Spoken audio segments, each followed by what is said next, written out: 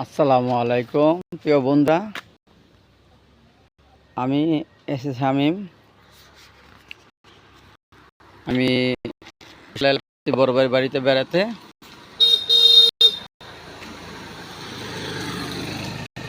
বন্ধুরা, এটা হলো রোড, ঠিক আছে।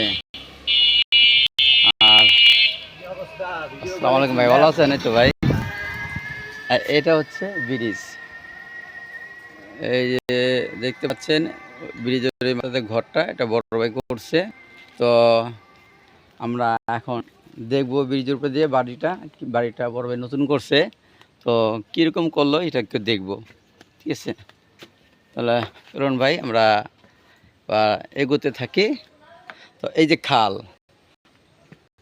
ওদের সাথেই খালের উপরে দিয়ে ব্রিজটা করা হয়েছে। খালের উপরে দিয়ে ব্রিজটা করা হয়েছে, ঠিক আছে।